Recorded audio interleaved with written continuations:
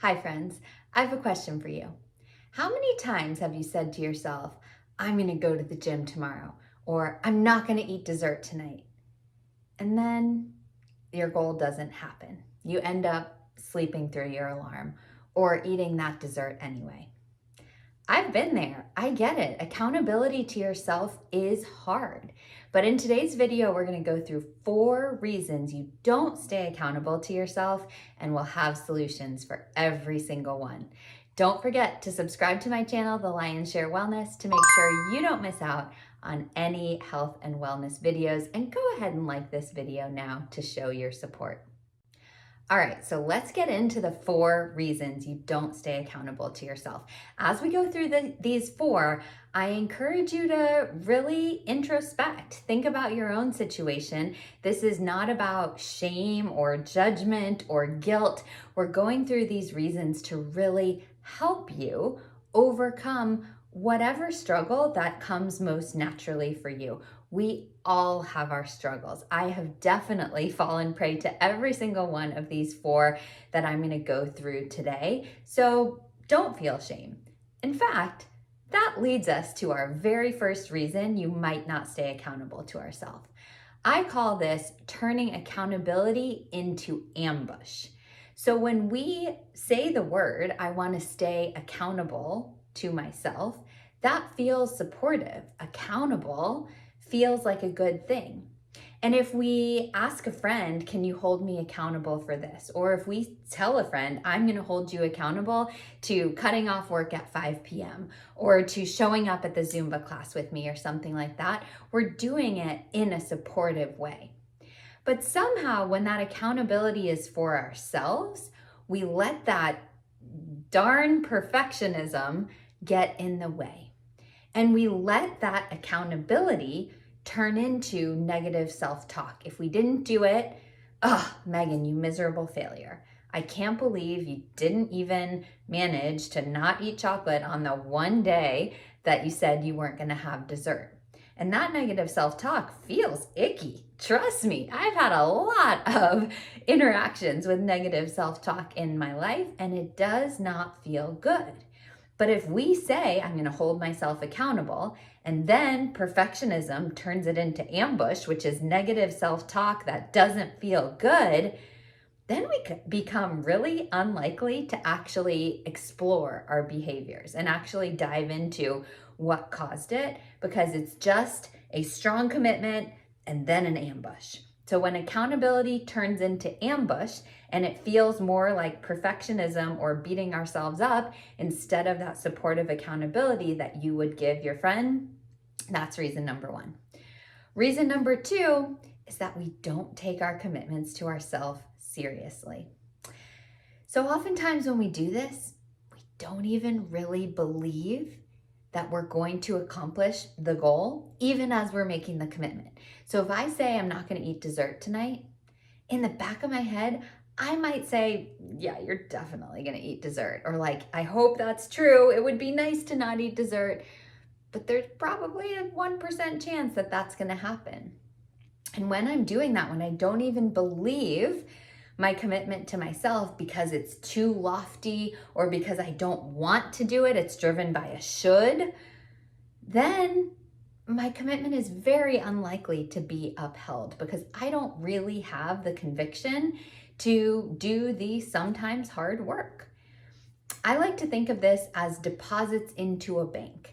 And deposits into a bank, even if they're small, they add up. So you might not have anything in the bank right now, but if you commit to putting $1 in per day, over time, your deposit is going to rise and rise and rise and grow and grow and grow. That's the same with us. When we uphold our commitments to ourselves, that deposit or that balance in the bank grows and we feel more comfortable making those commitments to ourselves. Then if I've for 2 years put in $1 a day and I have over $700 in the bank and I miss one thing, it's like not a big deal. $1 out of $700 is not a big deal. But if I don't have that accountability built up, maybe I only have $2 in the bank, then losing $1 feels like a big deal. So the more we make those deposits, the more we believe in ourselves, the more we actually truly believe that we will uphold that commitment that we're making to ourselves, the higher our balance in our bank grows and the more comfortable we get making future commitments to ourselves.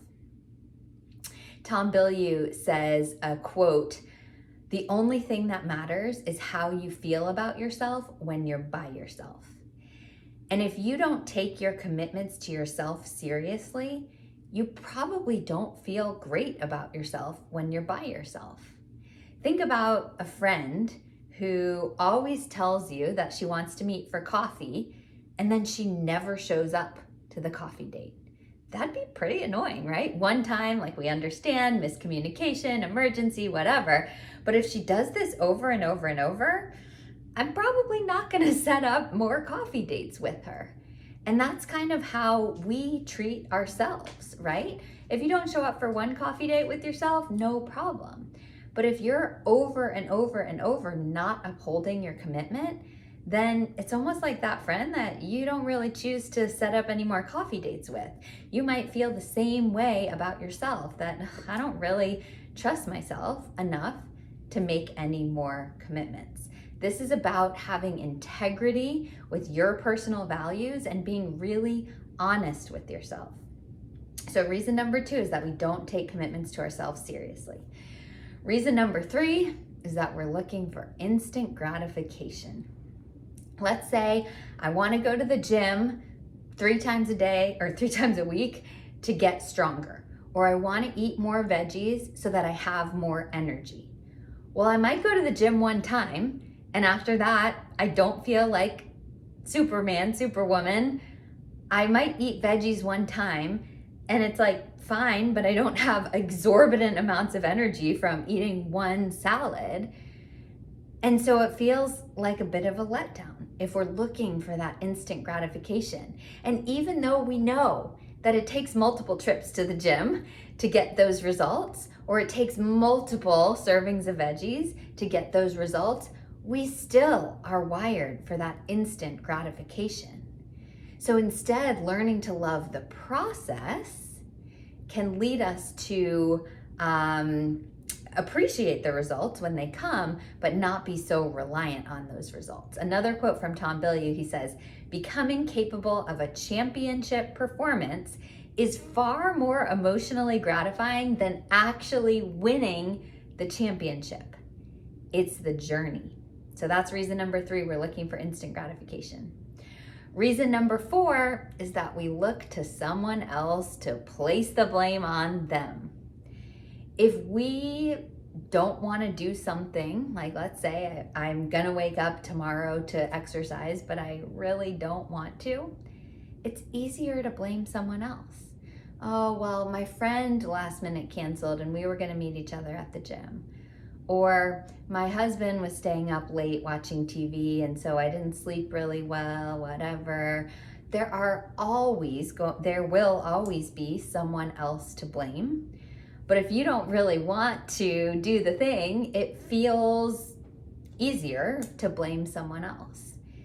And on the same token, if we don't want to feel the pain, we don't want to feel that we let ourselves down because we're letting that perfectionist tendency get a hold of us, then again, it's easier to blame someone. Oh, I didn't give up sugar because my friend was having a hard day and I really wanted to console her by eating ice cream with her, or whatever. It's always easier to blame someone else. It takes a lot of strength, emotional strength, resilience to own everything that we're going through. To own our successes, to own our failures, to own our struggles, to own our values, to own our actions. That takes a lot of strength. And we can't always control the situations that are thrown at us, but we can always control our reaction to the situations. So that's reason number 4, we often look to someone else to blame. So now let me ask you, which of these 4 most resonates with you? Is it 1, we let accountability turn into ambush? 2, we don't take our commitments to ourselves seriously. 3, we look for instant gratification. Or 4, we look to someone else to place the blame. Let me know in the comments 1, 2, 3, or 4, and then we'll dive into solutions. I'm so curious to hear which of the 4 is the most popular or the most common amongst you. Now I have solutions for each one of these 4, and you probably heard me drip them out a little bit as I was talking about the issues because I just can't help myself from diving into solutions, but let's go through them more explicitly now. Number 1, when accountability turns into ambush, if that's your challenge right now, then I encourage you to gently nudge that ambush into non-judgmental awareness. What does non-judgmental awareness mean? It simply means instead of beating yourself up immediately when you realize you didn't reach the goal, just taking a step back, taking a deep breath, and observing. For those of you who are like goal-oriented, action-oriented like me, just observing when something isn't going as planned feels really challenging. But if we can get through that challenge, it also leads to much greater success down the road. So what I like to do is use the word interesting, because it kind of almost sounds like a heightened version or an elaborated version of what I'm feeling. So if I said I wasn't going to eat sugar at night and then I did anyway, I would say, interesting, Megan. You ate sugar anyway. What do you think was leading to that? And I'm not saying, even though this is my natural tendency, oh my gosh, you ate sugar. I can't believe you didn't do that, whatever. I'm just saying, interesting. You did this. What do you think led to this? What can you learn from this? It is so tempting, again, to dive into squashing that action and ambushing this, but that leads us to shut down and not stay accountable to ourselves in the future. So if we can turn that ambush into non-judgmental awareness, interesting, then we can start to make progress by recognizing our patterns and finding productive solutions to overcome them. Solution number 2, if your struggle was that you don't believe you're going to uphold the commitment at the beginning, start by building small, gradual deposits in that bank so you will build more accountability with yourself. And this is the ever popular idea of tiny habits, atomic habits, any of these popular books these days. Make a small commitment to yourself. If your goal is to exercise 5 mornings a week, maybe the small commitment is I will do 1 push-up per day, every day this week. Or I will do 1 squat per day. Or I will walk 10 steps per day in the morning. It almost needs to feel so small that it's not worth it. But when you make that small commitment, then you make it happen. No matter what, you are absolutely fully committed to this 1 small commitment. The value of this is not really in the 1 push-up, because to be totally honest, 1 push-up 1 time is probably not going to change your life physically. But emotionally and mentally, that can be the start of a ripple effect that actually will change your life. So if I make the commitment to do 1 push-up per day every day for this week, and then I do it, then I say, oh my gosh, the balance in my bank is rising. I can uphold commitments to myself. I did do this. And that grows and grows and grows so that we are able to set and achieve even bigger goals in the future. It is so important to celebrate these goals as they happen, because the process of building accountability with yourself needs to be celebrated and reinforced. If you only focus on when you don't make the commitment, that drop in your balance is felt a lot stronger. But if you celebrate those times when you do it, it actually feels a lot better and leads to more success. If your struggle was number 3, that you're looking for instant gratification, recognize that change makes time. You might know that in AA, they ask participants not to drink for 1 day, and then the next day, and then the next day. Because change takes time, and sometimes committing to something for the rest of our lives feels unbearable. So just recognize that even though you might not achieve your end goal tomorrow, you can celebrate your progress every single day, and you can fall in love with the process. You can fall in love with the feeling of accomplishment that happens each day that you achieve your goals, and not just as a result of the championship from the Tom Billy quote. And then finally, number 4, if your tendency is to blame someone else, own your actions. Hal Elrod says, the moment you take responsibility for your life is the moment you can change your life. So take responsibility. Eating sugar at night doesn't mean you're a bad person. Skipping the gym doesn't mean you're a miserable failure and you'll never amount to anything. These things are ridiculous.